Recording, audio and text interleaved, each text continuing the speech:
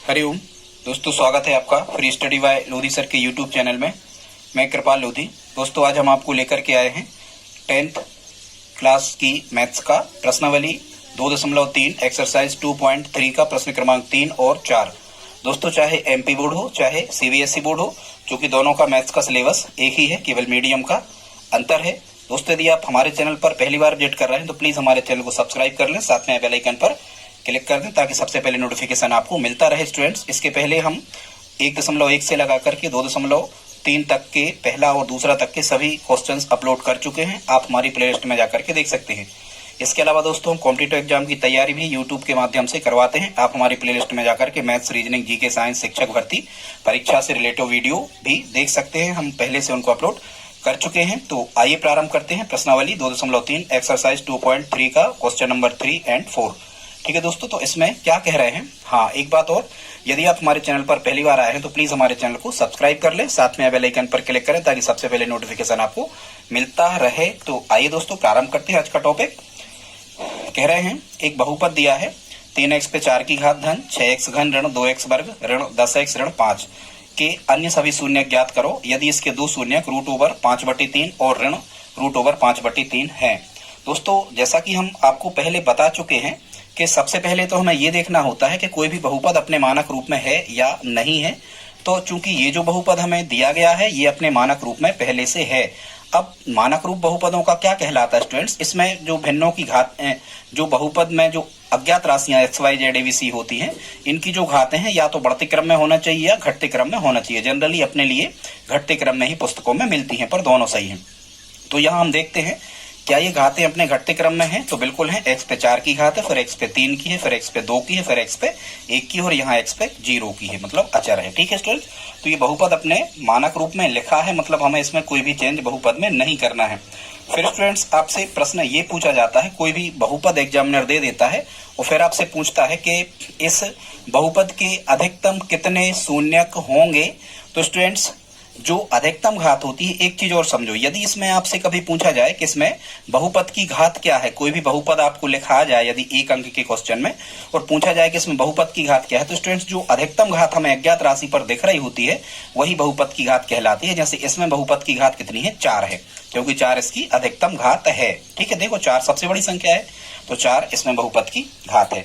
फिर स्टूडेंट्स, किसी भी बहुपद की जितनी बहुपद की घात होती है या अधिकतम घात होती है, उस बहुपद के उतने ही शून्यक निकाले जा सकते हैं।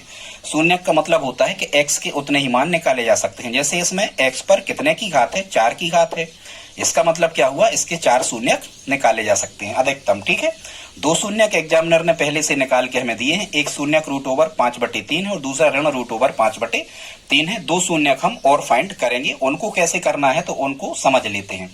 सबसे पहले स्टूडेंट, जैसे ये शून्यक हमें दिया है √5/3, यदि शून्यक √5/3 है तो इसका जो पूर्व पद होगा, जब हमने पक्षांतरण किया होगा तो इसका पूर्व पद होगा x माइनस √5/3। ये कैसे, क्योंकि जब आपने शून्यक निकालना सीखा था पिछली प्रश्नावली में, तो आपने x माइनस √5/3 के बराबर 0 रखा होगा, तभी तो x का मान ये पक्षांतरण होके प्लस में ये √5/3 आया होगा। तो ये पूर्व पद मिला हमें 1।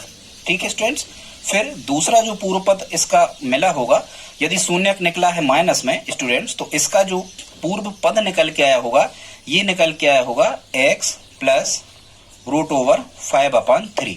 ठीक है स्टूडेंट्स, सीधी सी बात यह है कि यदि आपको शून्यक लिखे हैं और आपको उनके पूर्व पद निकालना है, मतलब इसके पहले का पद क्या निकला होगा, देखो यहाँ जब आपने x का मान निकाला होगा, यहाँ x बराबर, तो ये √5/3 ये इस तरफ आके आपने बराबर में 0 रखा होगा, तो ये इस तरफ में आके माइनस के हो जाएंगे। सीधी सी बात, आप इनके सिंबल बदल दिया करें। यहाँ धन था तो यहाँ हमने ऋण ले लिया, यह ऋण था तो धन ले लिया, और x यहाँ चल रहा है तो x की फॉर्मेट में हमने इनको बदल दिया।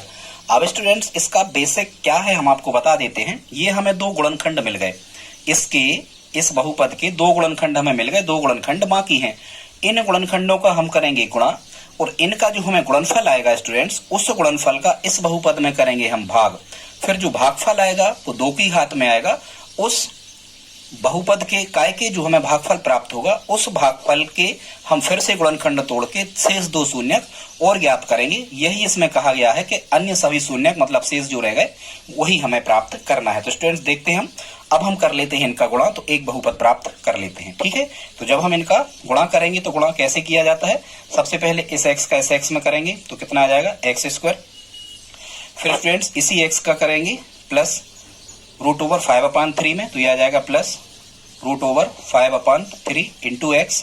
फिर x का हो गया, अब इसका करेंगे इन दो में, काय का माइनस √5/3 का, तो ये आ जाएगा माइनस √5/3 इंटू एक्स। ठीक है स्टूडेंट, फिर इसी का करेंगे इसमें, तो ऋण का, चूंकि ये √5/3 ऋण के हैं और प्लस के हैं ये वाले, तो असमान चिन्हों का गुणा ऋण होता है, पहले हम चिन्हों का कर लेते हैं, तो ऋण आ जाएगा। और √5/3 का √5/3 में आप जब कर रहे होगे स्टूडेंट्स, तो ये यहाँ पर आ रहा होगा √25, ऊपर ऊपर गुणा नीचे नीचे, और 3 का 3 में यहाँ कितना आ रहा होगा 9। ठीक है स्टूडेंट्स, अब हम इनको जोड़ेंगे घटाएंगे तो प्लस के और माइनस के ये कैंसिल आउट हो जाएंगे, असमान चिन्ह घटते हैं, समान घातों के यहाँ x पे 1 की थी, यहाँ x पे 1 की थी, तो ये जोड़ घट सकते, तो ये असमान चिन्ह थे, यहाँ धन था या ऋण था, तो ये घट जाते हैं, तो इनको हम काट देते हैं जीरो ना लिख के। तो यहाँ हमें क्या बचा स्टूडेंट्स, एक्स स्क्वायर माइनस कितना बचा, अब 25 का वर्गमूल हम निकालते हैं तो 5 होता है, और 9 का वर्गमूल हम निकालते हैं तो 3 होता है। लेकिन स्टूडेंट्स इस बहुपद से हमें भाग करने में समस्या जाएगी, तो हम क्या करते हैं, किसी भी बहुपद को बटे की संख्या भिन्न को हटाने के लिए हम क्या करते हैं, भिन्न में जो संख्या लिखी होती है उसी का हम पूरे बहुपद में गुणा कर सकते हैं। तो यदि हम यहाँ बटे में 3 लिखा है नीचे, तो 3 का हम यदि इस पूरे बहुपद में गुणा कर रहे होंगे तो 3 का x वर्ग में गुणा होगा, तो यहाँ आ जाएगा 3x वर्ग। ठीक है स्टूडेंट्स, और ऋण इस 5/3 में भी 3 का गुणा होगा, तो यहाँ केवल कितना आ जाएगा 5। तो यहाँ हमें क्या मिल गया स्टूडेंट्स, यहाँ हमें मिल गया 3x वर्ग ऋण 5। ठीक है, और ये हमने क्या कर दिया, यहाँ आप समझ रहे होंगे 3 का गुणा यहाँ किया और 3 का गुणा यहाँ किया, और कौन से 3 का, जो यहाँ बटे में आ रहे थे। अब ये जो स्टूडेंट्स 3x स्क्वायर माइनस 5 हमें मिल गया, इनका जो मतलब ये दूसरा हमें एक बहुपद प्राप्त हो गया, लेकिन ये जो बहुपद हमें प्राप्त हुआ है ये इन शून्यकों से प्राप्त हुआ है। अब हमें क्या करना है, अब हमें इस 3x स्क्वायर माइनस 5 जो लिखा हुआ है इसका भाग देना है इस पूरे बहुपद में। तो हम यहाँ भाग कैसे करते थे, 3x स्क्वायर माइनस 5 का हमें अब भाग करना है कितने में, इस पूरे बहुपद में। इसको हम लिख देते हैं घातों घटते क्रम में, 3x पे 4 की घात, धन कितना है 6x घन, पूरा जो कहते हो ऋण 2x वर्ग ऋण 10x और ऋण कितने 5। तो ठीक है, पहले हम क्या कर लेते हैं इसका भाग। अब हमें यहाँ जो भागफल प्राप्त होगा स्टूडेंट्स, उस भागफल के हम गुणनखंड तोड़ के और दो शून्य निकाल सकते, वही हमारे आंसर होंगे।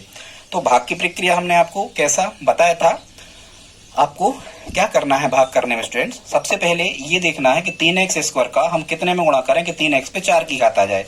तो ये करेंगे हम स्टूडेंट, 3 तो यहाँ में मिल रहा है, केवल हम कितने में करेंगे x वर्ग में। देखो 3x वर्ग का जब आप x वर्ग में गुणा करोगे, ये संख्याएं ढूंढना होती हैं, तो x पे 2 की और 2 की गुणा में घात जुड़ती है, x पे 4 की आ जाएगी, और 3 का यहाँ 1 में होगा, 1 है पहले, 3 एकम 3, मतलब इसका इसमें गुणा करने पर ये आ जाता है। तो इसको हमें लिख लेना है कितना, 3x पे 4 की घात। स्टूडेंट्स तुरंत ही इसका इसमें गुणा करके यहाँ लिखते हैं, और भागफल की प्रक्रिया में इससे ऋण 5 मतलब मैं चिन्ह की और इस संख्या का भी इसमें गुणा करके हम यहाँ लिखते हैं।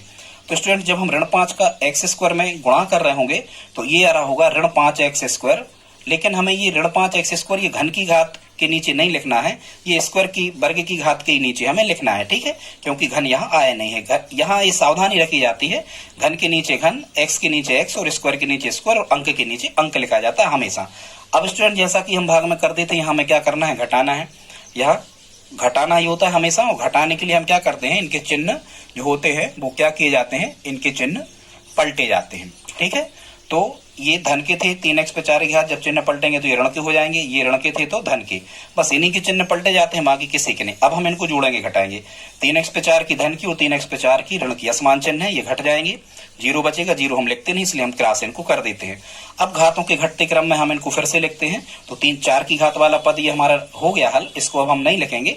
अब हम कौन सा पद लिखेंगे, धन 6x घन वाला, घटते क्रम में लिखना है, घात हमें 4 की ये निपट गया, तो अब 6x घन, धन के थे तो धन आगे हमें लगाना नहीं है, 6x घन। अब ये स्क्वायर वाला हम निपटा लेते हैं, इसको हल करते हैं, ऋण के 2x स्क्वायर और ये 5x स्क्वायर अब काय के हो गए, धन के हो गए, तो ऋण और धन असमान चिन्ह हमेशा घटते हैं, बड़ी संख्या में से छोटी।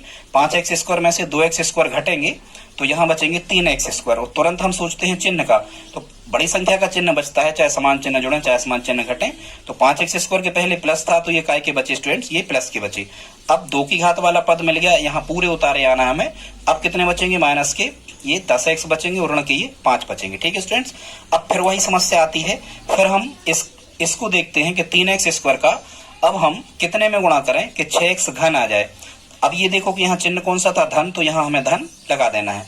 तो 3x² का कितने में गुणा करो कि 6x घन आ जाए, तो 2 में तो हो गई, 3 दूनी 6, और यहाँ x² पहले से है, एक x में और होगा, तो 3x² का जब 2x में गुणा होगा तो 6x घन आ जाएंगे। तो यहाँ हमें फिर से इसी के नीचे लिख देना है 6x घन।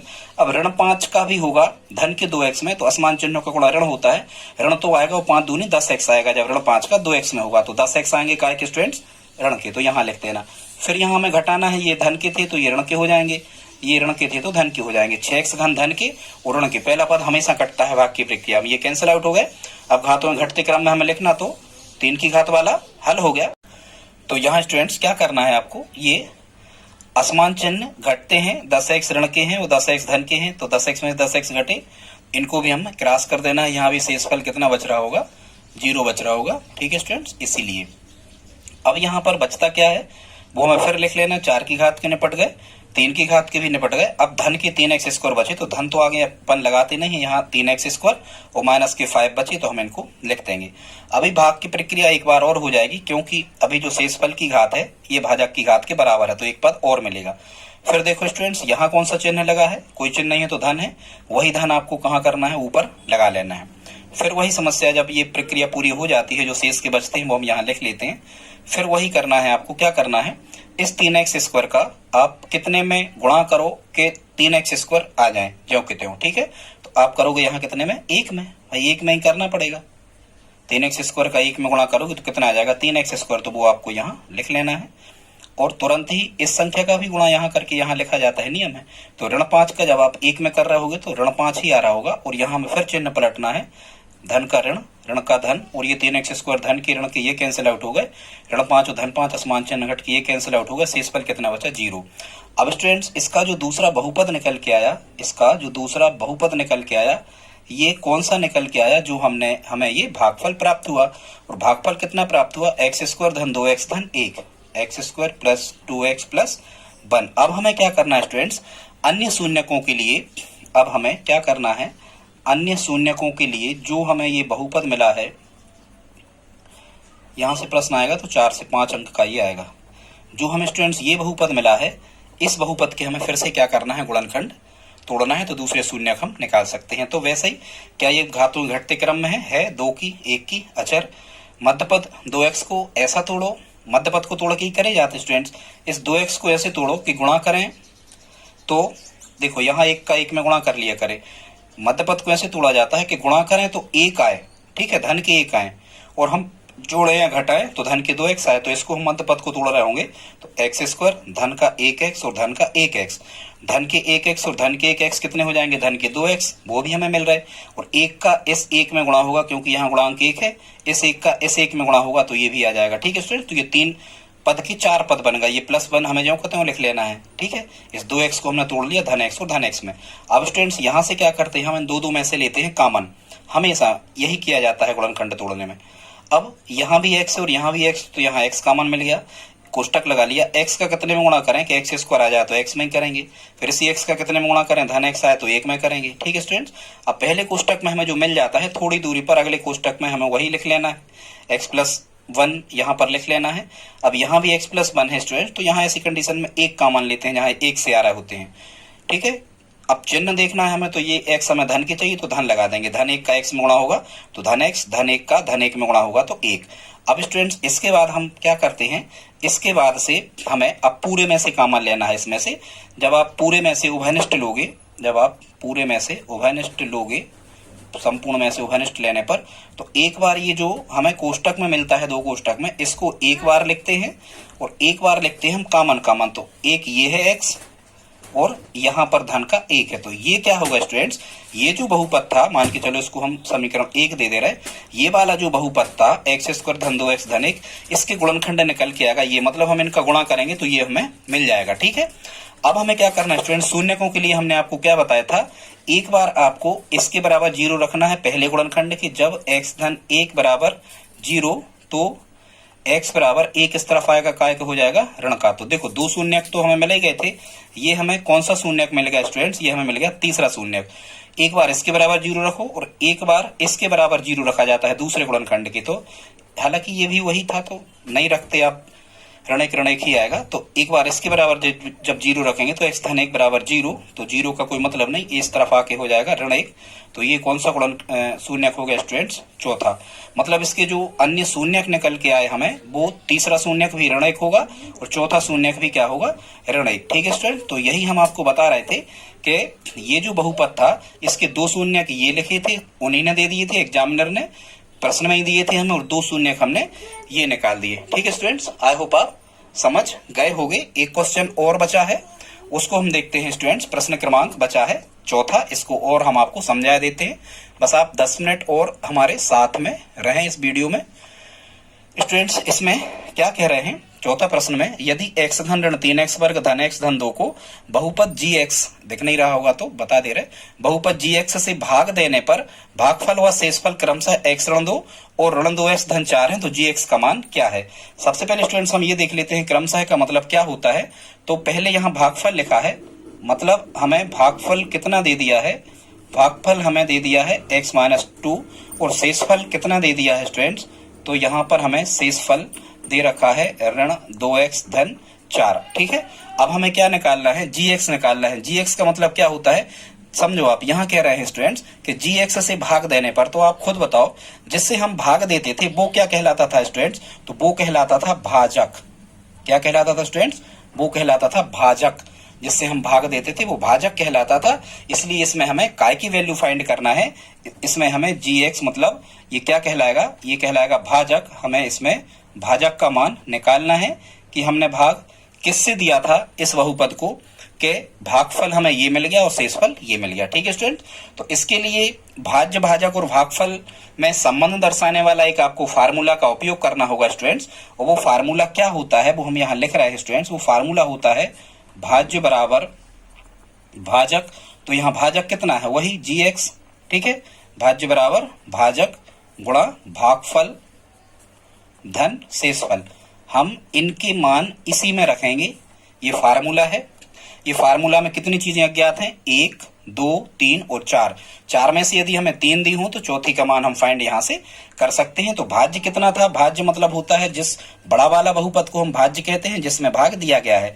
तो यहाँ भाज्य की जगह हम लिखेंगे ये पूरा का पूरा x³ minus 3x² plus x plus 2। ठीक है, बराबर भाजक का मान है स्टूडेंट gx, ऐसा ये सही है तरीका लिखने का, ऐसा लिख लो, गुणा भागफल।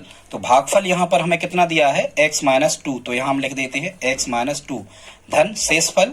शेषफल हमें कितना दिया है स्टूडेंट, -2x प्लस 4। इसको हम ऐसा लिख लेते हैं यहाँ पर -2x प्लस 4। ठीक है, तो अभी इसको चलने दो। यहाँ हमें मिल जाएगा स्टूडेंट्स कितना, gx, ठीक है, और इंटू x-2, इसका हम गुणा नहीं करेंगे। यहाँ देखो धन का ऋण में गुणा तो ये 2x काय के हो जाएंगे ऋण के, वो धन 4 ये ज्यों के त्यों। ठीक है स्टूडेंट्स, वो बराबर क्या चल रहा था, बराबर चल रहा था, इसको हमें लेना पड़ेगा अब, x घन ऋण 3x वर्ग धन x धन 2। अब स्टूडेंट्स हमें यहाँ से gx की वैल्यू फाइंड करना है। तो पहले हम क्या कर रहे हैं, इसको x घन ऋण 3x वर्ग धन x धन 2 ज्यों का त्यों, इस पद का हम माइनस, इस पद का हम कर रहे हैं पक्षांतरण। ठीक है, ये -2x प्लस 4 जब ये बराबर के अभी इस तरफ हैं, जब ये इस तरफ आएंगे तो इनका चिन्ह पलट जाएगा। ये 2x काय के हो जाएंगे धन के, और 4 काय के हो जाएंगे ऋण के। ठीक है, वो बराबर ये हमें ज्यों का त्यों मिलेगा कितना, gx और अगले कोष्टक में x-2। अब स्टूडेंट्स इनको हमें कुछ हल भी करना है समान घातों के। जैसे x घन का तो एक ही पद है तो ये x घन ही रहेंगे, ऋण के 3x वर्ग ही रहेंगे, धन के 1x और धन के 2x। स्टूडेंट समान चिन्ह जुड़ते हैं तो धन के 1x और धन के 2x ये कितने हो जाएंगे स्टूडेंट्स, तो ये हो जाएंगे धन के 3x। अब अंक देखो तो ऋण के 4 और धन के 2, असमान चिन्ह घटते हैं, 4 में से 2 घटे, कितने बचे? 2 बचे। 2 काय के बचते हैं? बड़ी संख्या के हमेशा, तो ऋण के 2 बचे। वो बराबर कितना मिला? यहाँ हमें मिला gx और x माइनस 2। यहाँ स्टूडेंट्स जब हम काय का मान निकाल रहे होंगे, इस gx की वैल्यू फाइंड कर रहे होंगे, gx का मान जब हम निकाल रहे होंगे तो सामने की संख्या x घन ऋण 3x वर्ग धन 3x ऋण 2 ज्यों की त्यों। और देखो ये जो gx के साथ में जो गुणा में थे x ऋण 2, ये कहाँ आ जाएंगे? भाग में, माने बटे में नीचे। ये अज्ञात राशि है तो सामने वाली संख्या के जो अज्ञात राशि का जब हम मान निकालते हैं तो जो गुणा में होता है ये भाग में चला जाता है। यदि यहाँ धन ऋण होता तो पक्षांतरण होता। ठीक है स्टूडेंट, तो हम कहाँ तक पहुंच गए कि जो gx का मान होगा वो हमें कैसा निकालना पड़ेगा? भाग की प्रक्रिया ही करनी पड़ेगी। इस बहुपद में x माइनस 2 का भाग करना होगा, मतलब भाग की प्रक्रिया तो आपको करना ही होगी। तो भाग की प्रक्रिया हम कैसी करते हैं? बहुपद को लिखते हैं x घन ऋण 3x वर्ग धन 3x ऋण 2, और इसमें हम स्टूडेंट्स कितने का भाग करना है? x माइनस 2 का, x माइनस 2 का। ठीक है, तो फिर वही कैसे करते हैं ये भाग, देखते हैं। पहले इस x का कितने में गुणा करें कि x घन आ जाए? तो आप कहोगे x स्क्वायर में करो, तो x का x स्क्वायर में x घन यहाँ लिख लेना। तुरंत ही ऋण 2 का x स्क्वायर में करो तो यहाँ जाएगा ऋण के 2x स्क्वायर। ठीक है स्टूडेंट्स, अब यहाँ हमें घटाना है, चिन्ह पलटते हैं हमेशा, ऋण हो जाएगा, इस ऋण का धन हो जाएगा, ये असमान चिन्ह कट जाएंगे। 3x स्क्वायर ऋण के हैं और 2x स्क्वायर धन के हैं, असमान चिन्ह घटे, बड़ी संख्या में से छोटी घटती है। 3x स्क्वायर में से 2x स्क्वायर घटी तो 1x स्क्वायर बचा, एक लिखते नहीं है। काय का बचा? बड़ी संख्या का, क्योंकि बड़ी संख्या यहाँ पर 3 काय की थी स्टूडेंट्स, 3 थी काय की अपनी ऋण की। ठीक है, तो ऋण का x स्क्वायर बचा, और क्या बचा है? धन की 3x बची तो इसको लिख लो, और ऋण के 2 बचे इसको लिख लो। फिर स्टूडेंट्स यही चिन्ह यहाँ पहुंचता है, निश्चित है ये बात, लेकिन आप फिर समझो इस x का कितने में गुणा करें कि ऋण x स्क्वायर आ जाए? तो आप कहोगे ऋण x में कर दो। ठीक है, तो x का ऋण x में गुणा करेंगे तो यहाँ आ जाएगा ऋण x स्क्वायर। तुरंत ही ऋण 2 का भी ऋण x में करेंगे तो ऋण कर्ण में गुणा धन, और 2 का x में करेंगे तो यहाँ कितना आ जाएगा? 2x। ठीक है स्टूडेंट्स, और बस अब हमें यहाँ स्टूडेंट्स क्या करना है? अब हमें यहाँ घटाना है, चिन्ह पलटेंगे हम। तो जब हम चिन्ह पलटेंगे तो यहाँ मिलेगा हमें कितना? ऋण का धन, इस धन का ऋण, तो ये ऋण के x स्क्वायर धन के x स्क्वायर कट जाएंगे। यहाँ बचा ऋण के 3x और ऋण के 2x, असमान चिन्ह घटेंगे तो धन का यहाँ x बचेगा क्योंकि बड़ी संख्या धन की है, और कितने बचे? ऋण के 2। अब फिर वही समस्या स्टूडेंट्स, इस x का कितने में गुणा करें कि x आ जाए, और ये धन x है तो ये धन हमेशा ऊपर पहुंच ही जाता है, ये बात तय होती है। इस x का कितने में गुणा करें कि x आ जाए? तो आप कहोगे 1 में करें, तो यहाँ x लिख दो, गुणा करके इस x का 1 में गुणा करके यहाँ लिख दिया, ऋण 2 का 1 में गुणा करके यहाँ लिख दो। अब यहाँ फिर चिन्ह पलटो, ऋण, ये ऋण का था तो धन, ऋण के x धन के x ये कट गया, ऋण के 2 धन के 2 ये कट गया, शेषफल कितना बच गया? 0। अब स्टूडेंट शेषफल 0 बच गया, और ये जो हमें निकल के आया है इसका जो आंसर होगा, इसका जो आंसर निकल के आया है वो क्या होगा? भागफल। ठीक है स्टूडेंट्स, मतलब भाजक निकल आया, यहाँ का जो भागफल है वो इस प्रश्न का भाजक था। तो ये क्या निकल के आया है आंसर? यहाँ से देखो x स्क्वायर ऋण x प्लस 1 क्या निकल के आया है? x square. ठीक है स्टूडेंट्स, x स्क्वायर ऋण x प्लस 1। ठीक है, x स्क्वायर ऋण x प्लस 1, ये क्या होगा? इसका आंसर आ रहा होगा। दोस्तों आई होप आपको समझ में आया होगा। यदि ये वीडियो अच्छा लगा तो प्लीज लाइक कर दें, ऐसे ही वीडियो हम आपको लाते रहते हैं। अगली प्रश्नावली की वीडियो भी हम बहुत जल्दी ले आएंगे। यदि आप हमारी हेल्प करना चाहते हो तो प्लीज इस वीडियो को लाइक करें और अपने दोस्तों के साथ स्टडी ग्रुप में शेयर करें। मिलते हैं अगली वीडियो में, तब तक के लिए जय हिंद।